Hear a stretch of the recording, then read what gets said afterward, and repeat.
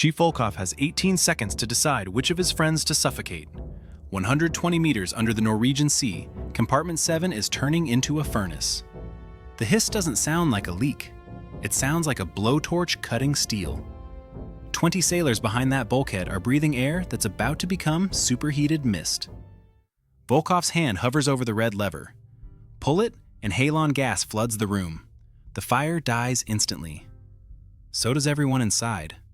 In 90 seconds of silent dark. But here's what makes his hand shake. This isn't an accident. Moscow knew. Every mechanic in the fleet knows. Dozens of Soviet submarines were equipped with similar high-pressure systems and flammable fluids that could turn hydraulic lines into fuses the moment they ran hot. The fix was sitting in a Kremlin file cabinet. Someone looked at the cost and decided it was too much. Not too much money, too much of something else. Something so cold-blooded it redefined what the Soviet Union was. Willing to sacrifice for an edge the West would never see coming. Volkov heard the screams from other boats. He knows what the manual says. But the manual was written by men who never had to smell burning hydraulic fluid in a sealed steel coffin while their friends pounded on the other side of a bulkhead. Someone behind him is counting backward from 12. The air already tastes like smoke. His hand is moving toward the lever. This is why the Soviet fleet became a graveyard. By design. Earlier that day, K-3 was running routine patrol at 120 meters in the Norwegian Sea, September 1967, and the November-class boat was exactly where Soviet Naval Command wanted her. Deep, quiet, and invisible to NATO sonar nets. Hydraulic pumps cycled at normal pressure, maintaining rudder and dive plane authority. Every control surface, every periscope lift, every hatch actuator depended on those pumps. The fluid inside the lines was petroleum-based, the same grade used in tractors and industrial presses. NATO navies had switched to a synthetic phosphate ester fluid years earlier, but according to available records, Moscow's calculations prioritized cost over safety. The petroleum-based fluid was significantly cheaper than its synthetic alternative, and the decision to maintain it across the fleet would reportedly save millions of rubles annually. The decision was final. Chief Hydraulics Mechanic Volkov monitored pressure gauges in Compartment 7, where 20 separate hydraulic circuits ran alongside turbine casings. Each line carried petroleum-based fluid rated to ignite at 160 degrees Celsius. The turbine casings radiated surface heat at 200 degrees. The clearance between them was less than a hand's width. Volkov had logged a slow pressure drop in the aft plane circuit 2 days earlier, consistent with normal seal weep. Soviet maintenance protocols reportedly called for regular inspections of hydraulic lines for microcracks and abrasion, but the tight machinery spaces made thorough visual inspection nearly impossible without an extended shutdown. The next overhaul was 8 months away. He noted the reading in his logbook and moved on. Volkov's hand hovered near the turbine casing. Hot metal, flammable oil. The fluid coursing through these pipes was cheap for a reason. Petroleum-based hydraulic oil had been standard in Soviet industry since the 1950s. Reliable, abundant, easy to source from domestic refineries. It worked. It had always worked. And it would burn. The alternative? Phosphate ester fluid, the kind NATO used. That required chemical synthesis, imported additives, supply chain complexity. In 1964, naval staff reviewed the option and concluded the performance gain did not justify the expense. The fact that petroleum fluid was flammable was noted in the technical manual, along with instructions to keep ignition sources clear. That was considered sufficient. Volkov pulled his hand back from the heat. Across the fleet, 250 submarines carried tens of thousands of liters of fluid that would burn if given the chance. Volkov noted the pressure drop again on the morning of the incident. According to reconstructions of the event, the aft plane circuit had lost pressure overnight, approximately half a bar, with a total decline of around 1.2 bar over 48 hours. Faster than normal seal weep. But here's the problem. It was still within the tolerance band that allowed continued operations. He decided to run a manual pressure test after the next watch change. The procedure: isolate the circuit, pressurize it to 1.5 times operating pressure, watch for visible leaks. Find one, log it for repair during the next port call. Find nothing, chalk it up to temperature variation and sign off the circuit as operational. But when he reached for the test gauge, accounts suggest the locker was empty. Someone had reportedly pulled it for calibration. Standard procedure, wrong timing.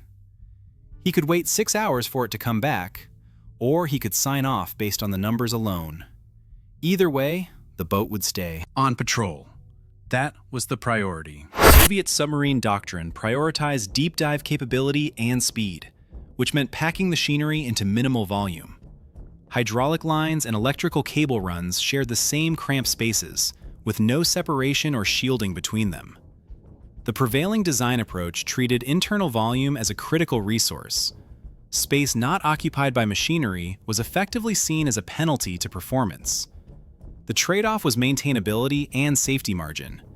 In Compartment 7, hydraulic lines ran within centimeters of turbine casings, electrical panels, and steam pipes. Any rupture would spray fluid directly onto hot metal or energized circuits. The design was approved because it worked on paper, and because the alternative, enlarging the hull to add clearance, would have cost speed and diving depth. The cables running beneath their feet, past bunks where sailors slept, around corners where men squeezed through tight passages. Those cables had insulation rated to 70 degrees Celsius, standard issue, perfectly adequate for surface ships and land installations alike. But deep within the hull, in the 7th compartment, temperatures hit 50 degrees during normal operations. Near the steam lines, where a crewman might brace himself during a drill, localized hotspots exceeded 60 degrees. Month after month, the heat did its work. The polymer insulation degraded. It became brittle, cracking like dry skin at every stress point where cables bent around conduit corners. And once that insulation failed, bare copper strands lay exposed in the darkness. Under electrical load, those strands could arc, throw sparks. The specification had been chosen for cost and availability. Upgrading to higher temperature insulation would have required resourcing cable from foreign suppliers. That was deemed unacceptable for strategic vessels. The ventilation system pulled air from Compartment 7 aft through all forward compartments, maintaining slight negative pressure to keep diesel exhaust and machinery heat from accumulating. It was a single continuous airflow path, with no automatic dampers or fire-rated seals. Smoke and flame could propagate as freely as oxygen. NATO submarine designs incorporated spring-loaded fire dampers that snap shut when sensors detected combustion products, isolating affected compartments within seconds. Soviet boats had none of that. Western analysts believe the omission of such safety features reflected cost considerations during the construction boom of the early 1960s, when production speed took priority over individual safety components. The ventilation worked. That was enough. In 1965, after a minor fire aboard K-11 injured 3 sailors, naval staff engineers drafted a formal proposal. It called for switching the entire fleet to non-flammable hydraulic fluid, upgrading electrical insulation to a 90-degree rating, and installing automatic fire dampers in all ventilation trunks. The estimated cost was 12 million rubles annually, with 18 months of dockyard time per boat to complete the retrofit. According to historical accounts of the period, the proposal languished in the bureaucracy for months before being reviewed by senior officials in naval construction. The deputy minister read it, consulted the construction schedule for the new Victor-class boats, and made a decision. The retrofit would pull operational submarines from patrol rotation at a time when NATO was expanding its anti-submarine warfare capability. The risk was noted. The proposal was tabled indefinitely. The Defense Council had approved construction of 60 new boats by 1970. Every ruble and every dockyard hour spent on retrofits delayed that goal. The calculus was straightforward. Until the loss of the K-8 in April 1970, no Soviet nuclear submarine had been lost to a fire incident. Only crew casualties had been sustained. Losing sailors was tragic, But losing patrol coverage in the Norwegian Sea or the North Atlantic was a strategic liability. Safety improvements that did not directly enhance combat capability were second-tier priorities. This was not callousness, it was resource allocation under constraint. Western analysts have interpreted this approach as reflecting a doctrine that prioritized hull numbers and mission capability over individual safety measures, a calculation that accepted risk in pursuit of strategic parity. The math said, keep building, accept the risk. And so they did. Hour 22 of patrol, Volkov ordered a pressure test on the aft plane circuit. A mechanic named Petrov opened the bleed valve and watched the gauge. Pressure held steady for 15 seconds, then began to drop. Petrov followed the line with the flashlight and spotted hydraulic fluid pooling on the deck near the starboard turbine casing. The pool was small, maybe a liter, but it was fresh and still spreading. He called Volkov over. Together they traced the leak to a crimp joint where a flexible hose connected to a hard line. The outer braid of the hose showed abrasion and a hairline split. Volkov made the call. Isolate the circuit and replace the hose section. Petrov reached for the isolation valve. Before Petrov's hand reached the valve, the hose ruptured. The weakened wall gave way under 180 bar of pressure, releasing a high-pressure jet of petroleum fluid.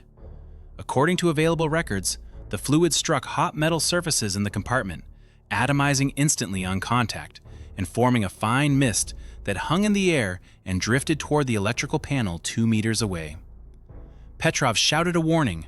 Volkov lunged for the emergency shutoff. Neither was fast enough. The mist cloud expanded, filling the space between equipment and the bulkhead in under 3 seconds. The spray continued, pressure dropping, but still enough to feed the growing vapor cloud.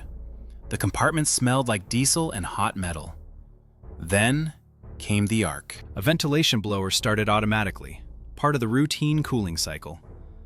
The motor drew 40 amps through a cable that had been degrading for months.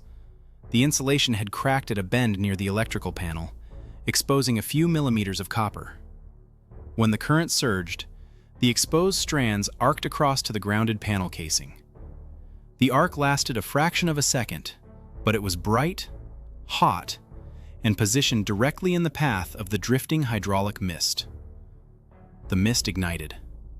Combustion propagated through the suspended droplets at 4 meters per second, filling Compartment 7 with flame in seconds. The initial flash was orange, then shifted to black as soot formed. Sailors in the compartment had only moments to react. The air became fire. According to accounts from similar incidents, the watch officer hit the fire alarm and then the manual CO2 release for Compartment 7. The alarm klaxon echoed through the boat. He grabbed his fellow crewman by the shoulder and shoved him toward the forward hatch. Behind them, the flames were already licking up the bulkhead, consuming oxygen faster than the ventilation could replace it. 2 other mechanics were still aft, near the auxiliary pump station. The officer shouted for them to move, but his voice was lost in the roar of combustion and the hiss of hydraulic fluid still spraying from the ruptured line. The watertight door began to swing shut, pulled by a sailor on the forward side. The watch officer made it through. His crewmen stumbled after him. The door slammed, dogs spun tight. Thick black smoke began pouring through the ventilation register above their heads. The men in Compartment 7 were trapped in a sealed steel box, and the fire knew it. Petroleum-based hydraulic fluid, the kind that burns at 900 degrees Celsius in open air, was doing something far worse in here. The flames were choking, consuming oxygen faster than the vents could feed it, and within seconds, the fire had shifted into something darker. No clean burn now, just thick soot filling their lungs and carbon monoxide they couldn't see, killing them with every breath. The steel bulkheads were drinking in the heat, then throwing it back at them, keeping the fire alive even as oxygen levels plummeted to critical thresholds. And the ruptured line kept spraying, each droplet vaporizing against the superheated turbine casing, reigniting in angry pulses whenever a fresh pocket of oxygen found its way through the ventilation register. This wasn't a fire that would mercy kill itself by burning out. It would feed and feed until the fuel ran dry or the oxygen disappeared completely, and the men would be long dead before either happened. Pressure wave from the initial flash blew the ventilation register covers open. The ventilation system was still running automatically, pulling air from Compartment 7 at 3 cubic meters per second and pushing it forward through the ductwork into Compartment 6. Smoke and flame traveled with that airflow. Within 30 seconds, black smoke was pouring into Compartment 6 through the overhead registers. The crew there could see it spreading across the ceiling, a dense, oily cloud that obscured the lights and dropped toward the deck as it cooled.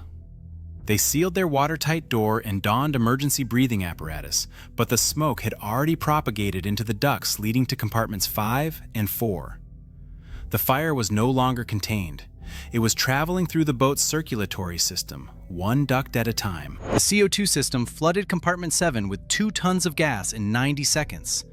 Carbon dioxide is heavier than air, so it entered low and spread upward, driving oxygen concentration from 21% down to 6% in a continuous gradient from deck to overhead. The fire choked as the oxygen level fell below the threshold for sustained combustion. Flames sputtered and died. Success, or so it seemed, because the steel bulkheads were still radiating heat at 300 degrees Celsius, maintaining enough thermal flux to reignite any residual fuel vapor pockets even after the visible flame was extinguished. The CO2 had done what it was designed to do. It killed the fire, but it couldn't kill the heat.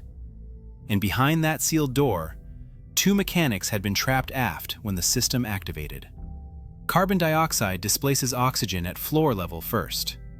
Whether they'd managed to don their breathing masks in time, no one on the bridge could know. Not yet. Smoke reached the control room through the forward ventilation trunk.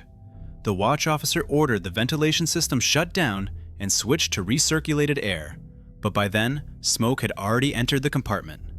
Visibility dropped to less than 2 meters. The plainsmen and helmsmen remained at their stations, eyes stinging, breathing through damp rags pressed over their faces. They could still see the depth gauge and rudder indicator, but the auxiliary readouts were obscured. The captain ordered an emergency surface.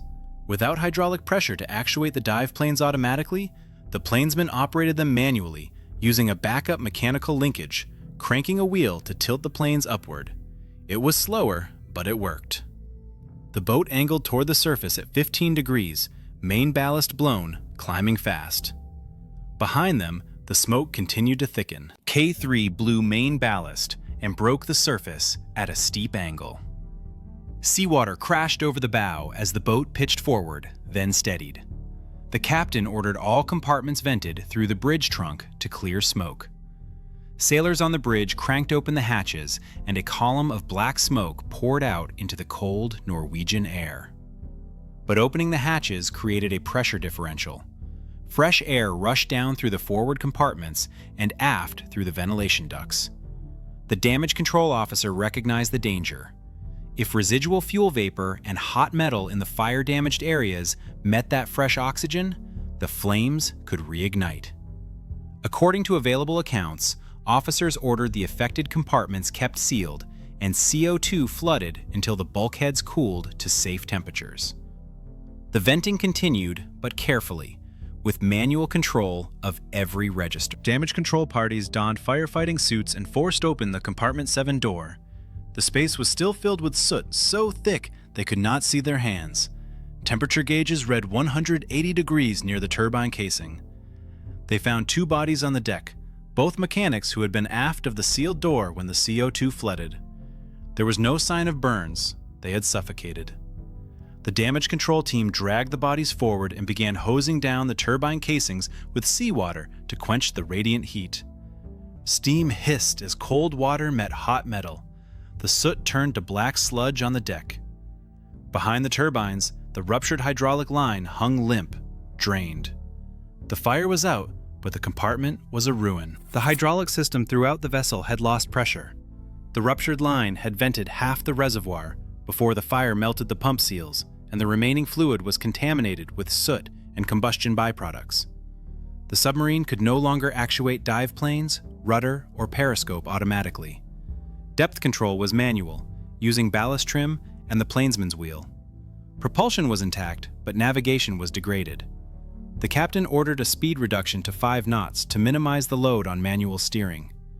A Soviet surface task group was dispatched to assist, though K-3 would ultimately reach base under its own power 4 days later.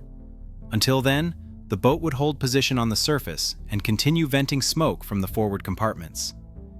Every system had a backup, but every backup was slower, harder, and required more crew to operate. 30 minutes after surfacing, a secondary hotspot ignited in the cable run behind the electrical panel in Compartment 6. The initial fire had heated the bulkhead enough to degrade insulation on cables routed through a conduit on the other side. When power was restored to the forward compartments, current arced across damaged insulation and ignited residual hydraulic vapor that had migrated through the ventilation ducts. The fire was small, but it was inside the cable conduit where water could not reach it.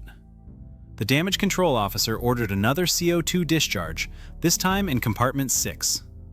10 sailors evacuated forward into berthing spaces already crowded with displaced crew from Compartments 5 and 7. The boat was running out of habitable space. According to available records, within the first hour of the initial alarm, the damage control officer reported all fires were extinguished. Temperature readings in Compartments 6 and 7 were dropping steadily. No smoke was visible in the ventilation system. The boat had lost propulsion due to turbine damage and could no longer dive safely because hydraulic pressure could not be restored without a full system flush and seal replacement. Initial casualty reports indicated several sailors dead, with others treated for smoke inhalation, and the submarine was effectively a floating hull awaiting tow. The captain began drafting the casualty report. He listed the cause as hydraulic line failure leading to spray fire. He noted the CO2 system had functioned as designed.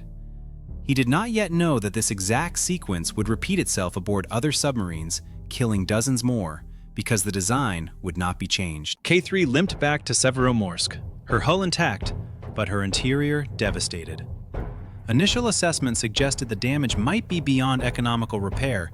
A 13-year-old boat with fire damage throughout her hydraulic systems, electrical networks, and turbine compartment?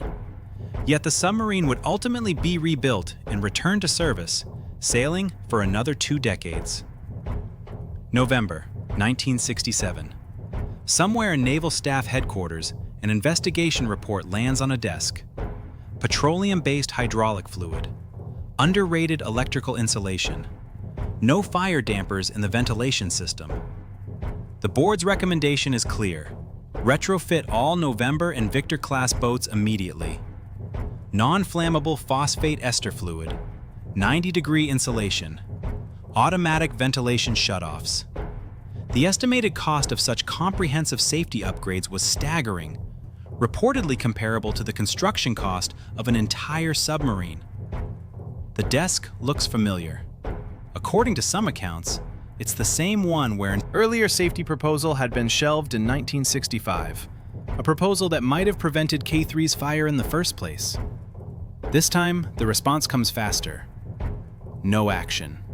The lessons were learned. The solutions were known. The cost was calculated. And 39 men had already paid the price for doing nothing. But the Soviet submarine fleet kept sailing with the same petroleum-based fluid, the same underrated insulation, the same ventilation systems that turned fires into infernos. The question wasn't whether another boat would burn. It was when. Naval staff reviewed the recommendation and reached the same conclusion as in 1965. The cost could not be justified without a directive from the Defense Council. And no single incident had sunk a hull. Crew casualties were regrettable, but operationally acceptable. The fleet could not afford to pull boats from patrol rotation for an 18-month retrofit when NATO was expanding anti-submarine warfare capabilities in the North Atlantic and Norwegian Sea. New construction remained the priority. The Victor-class program was behind schedule, and every ruble spent on safety upgrades was a ruble not spent on new hulls. The decision was made. The petroleum fluid would remain standard. Sailors would continue to serve aboard boats with known fire hazards because the alternative was a gap in strategic coverage. 3 years later, K-8 was lost following a fire in the North Atlantic. The exact ignition source remains disputed in declassified records. Some accounts point to electrical short circuits in compartments 3 and 7, others to hydraulic fluid contacting hot machinery. What's certain is that smoke quickly filled the boat. Fire suppression efforts in sealed bulkheads initially claimed several lives, but the majority of K-8's 52 casualties came later. After the crew abandoned ship, a skeleton team reboarded to assist with towing operations. When K-8 flooded through damaged hull glands and sank in 4,000 meters of water, they went down with her. The investigation reportedly found familiar culprits: flammable hydraulic fluid, degraded electrical insulation, inadequate fire suppression systems. The retrofit recommendation was reissued. Again, it was tabled. 20 years pass. The hydraulic fluid doesn't change. 1989. K-278 Komsomolets, deepest diving submarine ever built. Titanium hull, 1,000-meter dive capability, the pinnacle of Soviet submarine technology. Compartment 7, Norwegian Sea Patrol. A hydraulic line ruptures. Petroleum mist ignites. The same petroleum hydraulic fluid that killed crews aboard K3 and K8. Smoke propagates forward through the ventilation system. The damage control party seals themselves in. Fire suppressant activates. Some sailors succumb to toxic gases in the sealed compartments, but the boat surfaces, and that's when the real catastrophe begins. It cannot maintain buoyancy. It sinks in 1,680 meters. Most of the 42 men who die that day perish not from fire, but from hypothermia in the freezing Norwegian Sea, waiting for rescue that comes too late.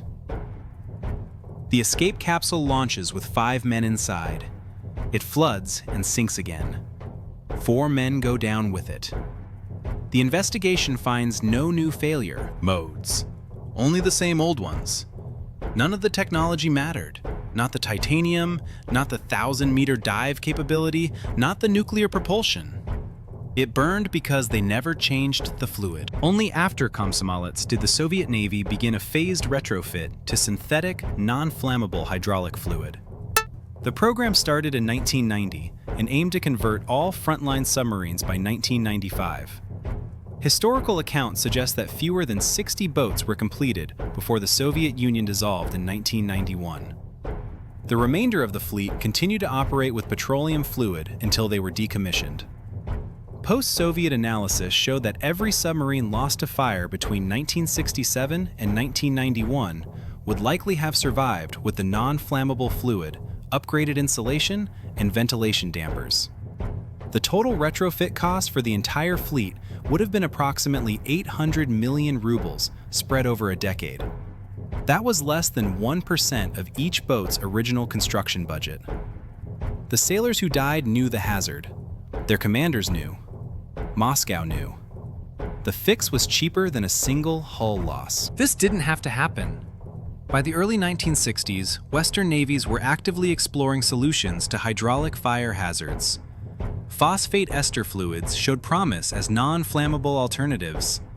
But the reality was more complicated than simply switching fluids.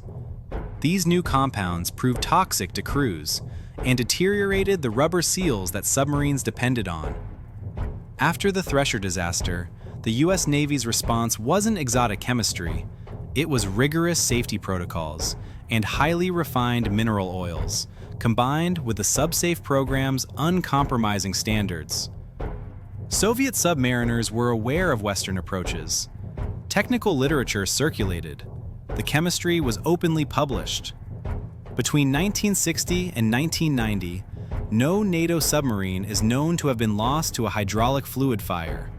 0. The difference wasn't a miracle fluid.